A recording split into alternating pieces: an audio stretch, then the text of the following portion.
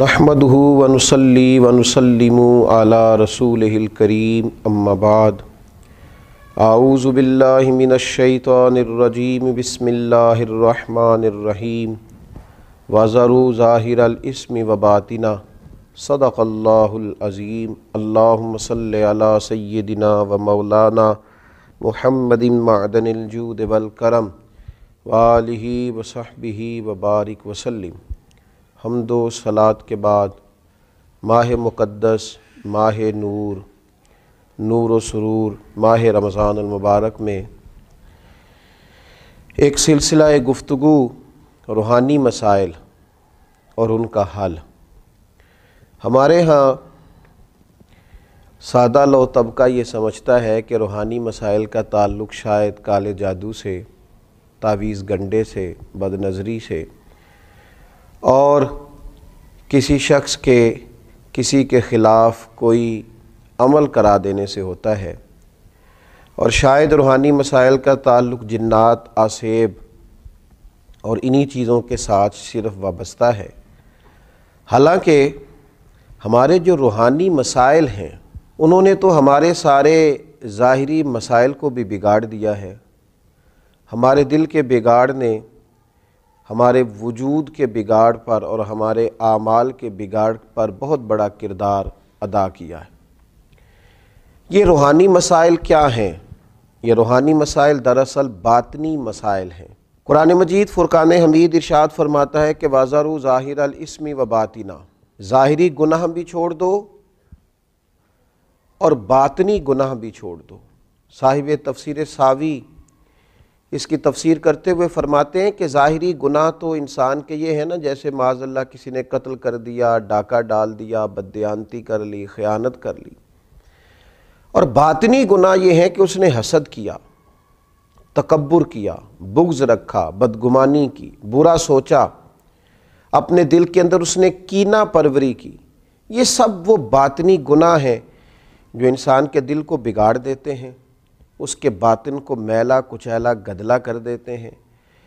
انتہائی خوبصورت، نفیس، پڑھے لکھے، صاف ستھرے، سمجھدار، اچھے گھرانے کے لوگوں کو یہ باطنی گناہ اس طرح کا بنا دیتے ہیں کہ وہ ایک خود غرض انسان بن جاتا ہے۔ اس کا رویہ انسانوں کے حق میں انتہائی بد اخلاقی کا ہو جاتا ہے۔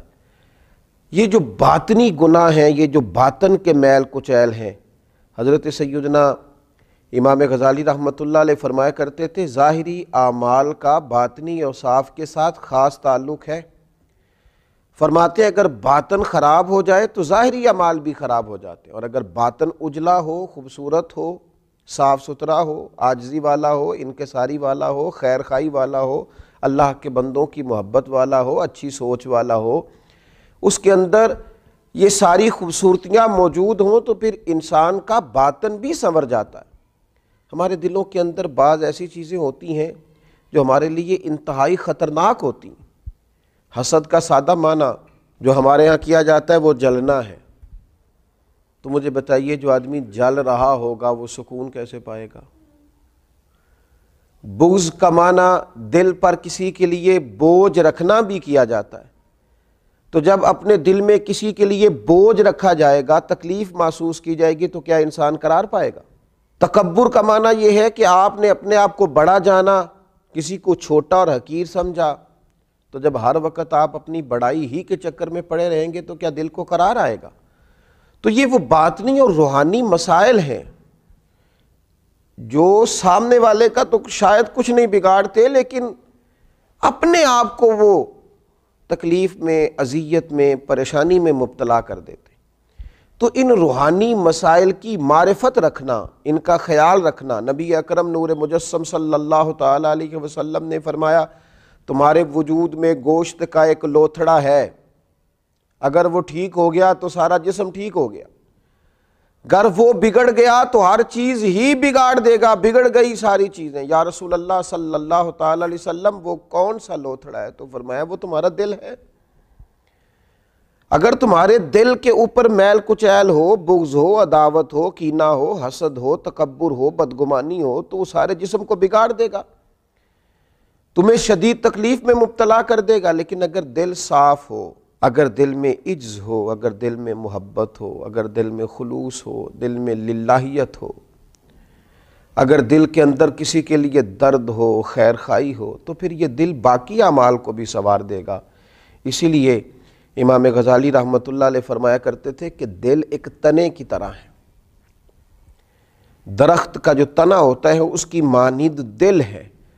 اگر تمہارا دل صاف ہے تو پھر جو اوپر شاخیں لگیں گی تنے کے وہ بھی خوبصورت لگیں گی، پھول لگیں گے، پھل لگیں گے، توانائی ہوگی۔ لیکن اگر دل ہی بگڑ گیا ہے، پاک ہوویں تے پاک ہی ملدائی تے بنا پاکوں پاک نہیں ملدا، سارے جسم دے دھون دے نالوں اکو تولا ٹکڑا دل دا۔ اور اقبال کہنے لگے دلے بیدار پیدا کر، کہ دل خوابیدہ ہے جب تک، نہ تیری ضرب ہے کاری نہ میری ضرب ہے کاری۔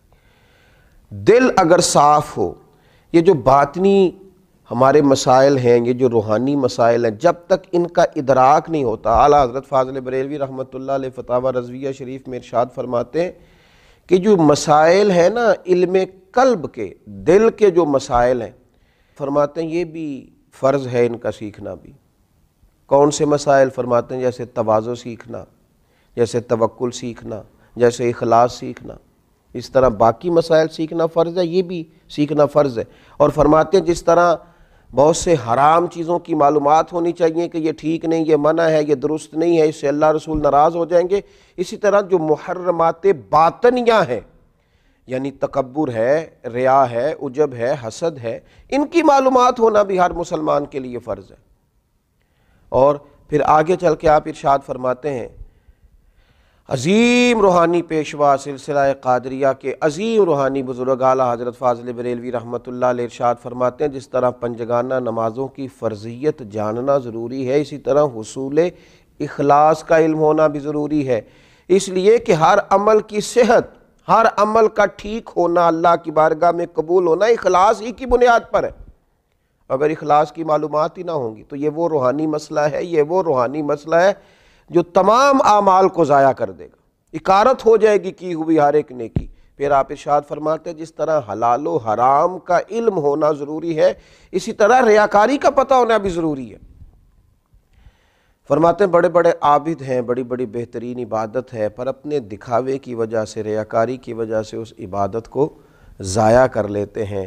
اعلیٰ حضرت فاضل بریلوی رحمۃ اللہ علیہ فرماتے ہیں جس طرح ظاہری اعمال، ان کے فرائض، سنن، واجبات کا جاننا ضروری ہے، اسی طرح انسان کے لیے خود بینی اور حسد کے مسائل کا جاننا بھی ضروری ہے، اس لیے کہ حسد تو اعمال کو کھا جاتا ہے جس طرح لکڑیاں کھا جاتی۔ یہ جو روحانی مسائل ہیں، یہ جو اندر پنپ رہے ہوتے ہیں، اور امام غزالی رحمۃ اللہ علیہ فرماتے ہیں اس میں تخصیص نہیں کہ یہ تکبر، حسد، بغض، عداوت صرف جہلاء میں ہوتا ہے، کہتے ہیں یہ پڑھے لکھے لوگوں میں بھی ہوتا ہے۔ اس میں تخصیص نہیں کہ یہ صرف غریبوں میں ہوتا ہے، یہ امیروں میں بھی ہوتا ہے، یہ صرف نادانوں میں نہیں ہوتا، سمجھدار لوگوں میں بھی ہوتا ہے۔ ان اعمال کا جاننا، ان کا حساب کرنا، یہ بڑا روحانی موسم ہے رمضان المبارک کا۔ اس مقدس موسم کے اندر جہاں ہم اپنے ظاہری اعمال پر توجہ دیں گے، جس طرح ہم اپنے نماز کو ٹھیک کریں گے، وضو کو ٹھیک کریں گے، جس طرح زکوٰۃ ادا کی جائے گی، اسی طرح روزہ ایک باطنی عمل ہے جو اللہ اور بندے کے درمیان راز ہے۔ تو روزے کے باطنی عمل کے ساتھ ساتھ ہم اپنے باقی اعمال پر بھی توجہ کریں کہ ہمارا دل کہیں حسد کا شکار تو نہیں، بغض کا شکار تو نہیں، عداوت کا شکار تو نہیں، بدگمانی کا شکار تو نہیں، عجب کا شکار تو نہیں۔ اگر دل کے اندر یہ ساری بیماریاں ہوں گی تو یاد رکھیے گا سارے اعمال کے باوجود، ساری نیکیوں کے باوجود انسان نہ قرار پا سکے گا، نہ وہ نیکیاں اللہ کے حضور قبول ہوں گی، نہ اسے کوئی فائدہ ہوگا۔ اپنے ان روحانی مسائل کے حل کے لیے سب سے پہلے کوشش کی جائے، اپنے باطن سے ان قدورتوں کو، ان بیماریوں کو، ان چیزوں کو سب سے پہلے نکالا جائے۔ اگر دل صاف ہو جائے، دل پاک ہو جائے، دل طہارت والا ہو جائے، دل عاجزی والا ہو جائے، دل درگزر والا ہو جائے، دل خلوص والا ہو جائے، للہیت والا ہو جائے، دل اللہ کی محبت والا ہو جائے، رسول اللہ کی غلامی والا ہو جائے، تو پھر دل دریا سمندروں ڈونگے کون دلاں دیاں جانے، 14 طبق ساڈے دلے دے اندر، اسی تمبو وانگوں تانے، اور پھر تو کیفیت یہ ہو جاتی ہے کہ ہم نے دل میں سجا رکھی ہے تصویر یار. جب یہ ساری بیماریاں نکل گئیں اب ہم نے دل میں سجا رکھی ہے تصویر یار. بس ذرا گردن جھکائی دیکھ لی. اللہ تعالی ہمیں ان روحانی مسائل سے نجات عطا کرے اور ان بیماریوں سے شفا عطا کرے. آخر دعوانا الحمدللہ رب